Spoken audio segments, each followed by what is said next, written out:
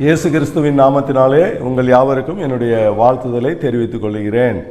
இதுவரைக்கும் நம்மை காத்து வழி நடத்தி வந்த தேவன் ஒரு புதிய மாதத்திற்குள் நம்மை நடத்தி வந்திருக்கிறார். இந்த மாதத்தையும் அவர் நமக்கு ஆசீர்வாதமாக அவருடைய பிரசன்னத்தினால் நிரப்பி நம்மை நடத்தி அருள்வாராக. இந்த மாதத்திற்கென்று நாம் தியானிக்கும்படியாக கர்த்தர் கொடுத்திருக்கிற அந்த வாக்குத்தத்த வசனம் ஏசாயா தீர்க்கதரிசியின் புஸ்தகம் 44ஆம் அதிகாரம் 21ஆம் வசனம். யாக்கோபே, இஸ்ரவேலே, இவைகளை நினை, நீ என் தாசன், நான் உன்னை உருவாக்கினேன். நீ என் தாசன், இஸ்ரவேலே, நீ என்னால் மறக்கப்படுவதில்லை. இஸ்ரவேலே, நீ என்னால் மறக்கப்படுவதில்லை. இங்கே இந்த வேத பகுதியிலே ஆண்டவர் நமக்கு சொல்லுகிறார், நீ என்னால் மறக்கப்படுவதில்லை. நம் ஒவ்வொருவரையும் ஆண்டவர் பார்த்து சொல்லுகிறார், நீ என்னால் மறக்கப்படுவதில்லை என்று சொல்லி. உலகம் யாரை ஞாபகத்தில் வைத்திருக்கும், யாரை மறக்காமல் வைத்திருக்கும் என்று சொன்னால், ஒரு மனிதனுடைய வாழ்க்கையிலே யார் உதவி செய்தார்களோ, இல்லாவிட்டால் அவர்களுக்கு ஆதரவாக இருந்தார்களோ, ஆபத்திலே அவர்களை காப்பாற்றினார்களோ, கஷ்ட நேரத்திலே அவர்களுக்கு உதவினார்களோ, சிலருக்கு பெண் பார்த்து கொடுத்திருக்கலாம், மாப்பிள்ளை பார்த்து கொடுத்திருக்கலாம், ஏதோ ஒரு வீட்டுக்கு தேவையான இடத்தை அவர்களுக்கு வாங்கி கொடுத்திருக்கலாம், நல்ல ஒரு கல்வி நிறுவனத்திலே சேர்த்து விட்டு இருக்கலாம், இல்லாவிட்டால் ஏதோ ஒரு வேலை வாய்ப்பு அவர்களுக்கு வாங்கி கொடுப்பதிலே உதவி செய்திருக்கலாம். இப்படி ஏதோ ஒரு விதத்திலே உதவி செய்தவர்களை, கை தூக்கி விட்டவர்களை, பெரிய மனிதர்களை, பெரிய பெரிய தலைவர்களை உலகமானது மறக்காமல் இருக்கும். ஆனால் இங்கே உலகத்தை படைத்த ஆண்டவர், வானத்தையும் பூமியையும் படைத்த ஆண்டவர், தாசன் என்று சொன்னால் அடிமை. அந்த அடிமையான மனிதனை பார்த்து அவர் சொல்லுகிறார், நீ என்னால் மறக்கப்படுவதில்லை என்று சொல்லி அவர் சொல்லுகிறார். சாமானியமானவர்களை உலகம் ஞாபகத்திலே வைத்திருக்காது, மறந்துவிடும். உலகம் மறக்கலாம், உன்னதமானவர் மறக்க மாட்டார். மனிதர்கள் மறக்கலாம், மனுஷகுமாரன் மறக்க மாட்டார். இதே வசன பகுதி 49ஆம் அதிகாரத்திலேயும் ஏசாயாவின் புஸ்தகத்திலே வருகிறது. 13ஆம் வசனத்திலிருந்து நாம் வாசித்து பார்க்கும்போது, வானங்களே கெம்பீரித்து பாடுங்கள், பூமியே கலிகூறு, பர்வதங்களே கெம்பீரமாய் முழங்குங்கள். கர்த்தர் தம்முடைய ஜனத்துக்கு ஆறுதல் செய்வார், சிறுமைப்பட்டிருக்கிற தம்முடையவர்கள் மேல் இரக்கமாயிருப்பார். கர்த்தர் ஆறுதல் செய்கிறவர். இந்த மறக்காத ஆண்டவர் ஆறுதல் செய்கிறவர் என்று சொல்லி இந்த வேத பகுதி சொல்லுகிறது. நம்முடைய ஆண்டவர் காயப்படுத்துகிற தேவன் அல்ல, அவர் ஆறுதல் செய்கிற தேவன். சிலர் ஆறுதல் என்று சொன்னால் ஏதோ ஒரு இழப்பு நேரிட்டு விட்டது, அந்த நேரத்தில் போய் அவர்களை சமாதானப்படுத்துவது, அதுதான் ஆறுதல் என்று சொல்லி நினைத்து கொள்கிறார்கள். இந்த ஆறுதல் சொல்லுவார் என்கிற அந்த வார்த்தையை நாம் புரிந்து கொள்ள வேண்டுமானால், ஆதியாகமம் 50ஆம் அதிகாரம் 21ஆம் வசனத்திலே நாம் வாசித்து பார்க்கும்போது, அங்கே யோசேப்பை குறித்தும் அவர்களுடைய சகோதரர்களை குறித்தும் வேதம் ஒரு சில காரியங்களை சொல்லுகிறது. யாக்கோபு மரித்து போன பிற்பாடு அவருடைய சகோதரர்கள் எல்லாம் யோசேப்பின் இடத்திலே வந்து பயத்தோடு இருக்கிறார்கள். நாம் யோசேப்புக்கு செய்த காரியத்திற்கு அவர் நம்மை பழி வாங்கி விடுவாரோ, நம்மை தண்டித்து விடுவாரோ, சிட்சித்து விடுவாரோ, இந்த நல்ல தேசத்திலிருந்து நம்மை துரத்தி விடுவாரோ, இப்படி பலவிதமான கேள்விக்குறிகளோடு கூட, எதிர்காலம் எப்படி இருக்குமோ என்கிற நினைவோடு கூட அவர்கள் இருக்கிறார்கள். இப்படிப்பட்ட நேரத்திலே யோசேப்பு இயேசு கிறிஸ்துவுக்கு அடையாளமானவர். அவர் தம்முடைய பிள்ளைகள் யாரையும் அவர் பழி வாங்குகிற தேவன் அல்ல. இங்க யோசேப்பு பழி வாங்கி விடுவார்கள் என்று சொல்லி நினைத்து அவருக்கு முன்பதாக நடுக்கத்தோடு நிற்கும் போது, யோசேப்பு தன்னுடைய சகோதரர்களுக்கு ஆறுதல் சொன்னாராம். ஆறுதல் சொல்லி அவர்களிடத்திலே பட்சமாய் பேசினார். என்ன ஆறுதல் சொன்னார்? நான் உங்களை பராமரிப்பேன், உங்களுடைய பிள்ளைகளை பராமரிப்பேன், உங்களை போஷிப்பேன், உங்களை காப்பாற்றுவேன், நீங்கள் பயப்பட வேண்டாம், இந்த தேசத்திலேயே நீங்கள் இருக்கலாம், உங்கள் தேவைகள் எல்லாவற்றையும் நான் பார்த்து கொள்கிறேன் என்று சொன்னார். இதுதான் ஆறுதலான ஒரு வார்த்தை. இதை கேட்டபோது அவர்களுடைய உள்ளம் சந்தோஷப்பட்டது. யோசேப்பினுடைய ஆறுதல்களுக்குள்ளாக, பராமரிப்புக்குள்ளாக அவர்கள் வாழ்ந்து செழித்திருந்தார்கள் என்று சொல்லி பார்க்கிறோம். இதே பகுதி இன்னும் ரூத்தினுடைய புஸ்தகம் 2ஆம் அதிகாரம் 13ஆம் வசனத்திலே கூட இருக்கிறது. அங்கே ரூத் என்கிற பெண்மணியை போவாஸ் என்கிறவர் ஆறுதல் சொன்னார், பட்சமாய் பேசினார் என்று சொல்லி பார்க்கிறோம்.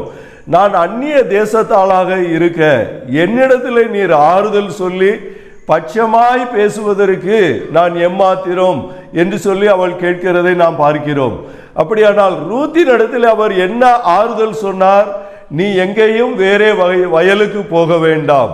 உனக்கு தேவையான உணவு, உனக்கு தேவையான ஆகாரம், பாதுகாப்பு, இவைகளுக்கு நீர் வேறே ஒரு இடத்திற்கு போக வேண்டாம், இங்கேயே இருக்கலாம்.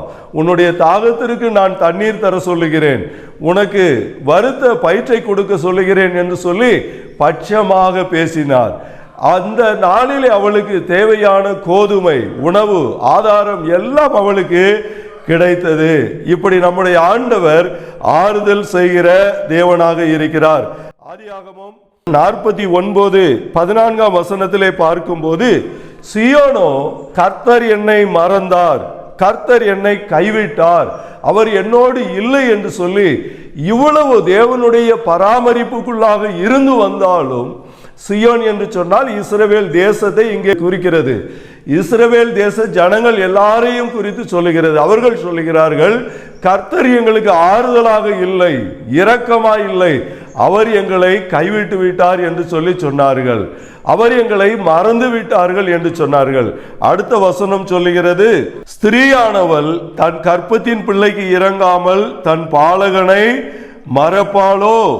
அவர்கள் மறந்தாலும் நான் உன்னை மறப்பதில்லை என்று சொல்லி ஆண்டவர் சொல்லுகிறார். ஸ்திரீயானவள் தன் கற்பத்தின் பிள்ளைக்கு இறங்காமல் தன் பாலகனை மறப்பாளோ? அப்பொழுதுதான் குழந்தையை பெற்றெடுத்த தாயினுடைய உள்ளம் தன்னுடைய பிள்ளையின் மேல் பட்சமாக இருக்கும். எப்பொழுதும் அவளுடைய அரவணைப்புக்குள் வைத்திருப்பார்கள். வேற எந்த நினைவும் அவர்களுக்கு இருக்காது. அந்த பெற்றெடுத்த பிள்ளையின் மேலேயே இருக்கும். அப்படிப்பட்ட தாயினுடைய அன்பை குறித்து சுட்டி காட்டி ஆண்டவர் சொல்கிறார், ஒருவேளை அவர்கள் மறந்தாலும் நான் உங்களை மறப்பதில்லை என்று சொல்லி ஆண்டவர் சொல்லுகிறார். நம்முடைய ஆண்டவர் நம்மை மறந்து விடுகிற தேவன் அல்ல. சங்கீதம் 119ஆம் அதிகாரம் 50ஆம் வசனத்திலே நாம் வாசித்து பார்க்கும்போது, அதுவே எனக்கு சிறுமையில் ஆறுதல், உம்முடைய வாக்கு என்னை உயிர்ப்பித்தது என்று சொல்லி அந்த வேத பகுதி சொல்லுகிறது. ஆண்டவருடைய வார்த்தை நம்மை உயிர்ப்பிக்கிறதாக இருக்கிறது என்று சொல்லி பார்க்கிறோம். தேவனுடைய வசனத்திற்கு, தேவனுடைய வார்த்தைக்கு உயிர்ப்பிக்கிற வல்லமை உண்டு. செத்து போன, மரித்து போன நிலைமையிலே, நம்பிக்கையற்ற நிலைமையிலே எந்த காரியம் இருந்தாலும் அது உயிர்ப்பிக்க வல்லமை உள்ளதாக இருக்கிறது. அந்த வார்த்தை தான் ஆறுதல் படுத்துகிறதாகவும் இருக்கிறது.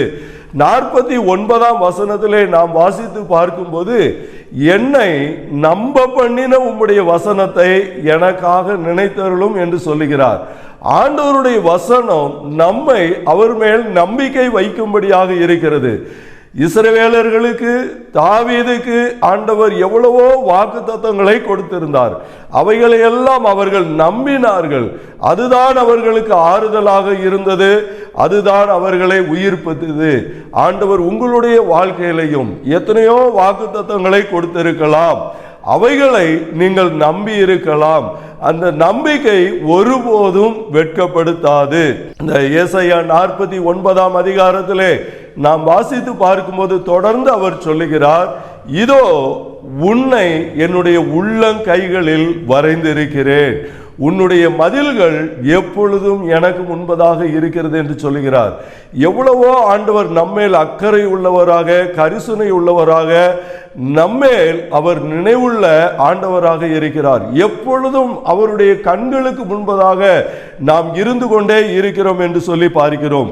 இவைகளை எல்லாவற்றையும் அவர் சொல்லிவிட்டு அவர் சொல்லுகிறார், நான் உன்னை மறப்பதில்லை என்று சொல்லுகிறார். 44ஆம் அதிகாரத்திலே நாம் வாசித்து போது நீ என்னால் மறக்கப்படுவதில்லை என்று சொன்னார். உலகத்தார் யார் வேண்டுமானாலும் உன்னை மறந்திருக்கலாம், ஆனால் நீ என்னால் மறப்பதில்லை என்று சொன்னார். இங்கே அவர் சொல்லுகிறார், அதே வார்த்தையை திருப்பி சொல்லுகிறார், நான் உன்னை மறப்பதில்லை என்று சொல்லி அவர் சொல்லுகிறார். இந்த தேவன் தாமே இந்த மாதம் முழுவதும் நம்மோடு கூட இருந்து நமக்கு ஆறுதல் செய்து, அப்படி என்றால் நம்மை பராமரித்து, அவர் பாதுகாத்து, நம்மை போஷித்து, நம்முடைய தேவைகள் எல்லாவற்றையும் சந்தித்து, நமக்கு இரக்கம் செய்து, நம்மை கைவிடாது இருந்து கை தூக்கி விட்டு அவர் நம்மை நடத்துவாராக. ஜெபிப்போம். பரலோக பிதாவே, இயேசுவின் நாமத்தில் உம்மை துதிக்கிறோம், ஸ்தோத்திரிக்கிறோம். இதை கேட்டுக்கொண்டிருக்கிற பிள்ளைகள், நான் மனிதர்களாலும் மறக்கப்பட்டேன், தேவனாலும் மறக்கப்பட்டேன் என்று சொல்லி யார் யார் நினைத்து கொண்டிருக்கிறார்களோ அவர்கள் ஒவ்வொருவரையும் நீர் தைரியப்படுத்தும், ஆறுதல் படுத்தும்.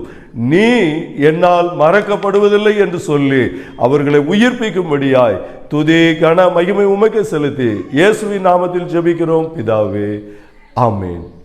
கர்த்தர் தாமே உங்களை மறக்காமல் ஆசீர்வதிப்பாராக.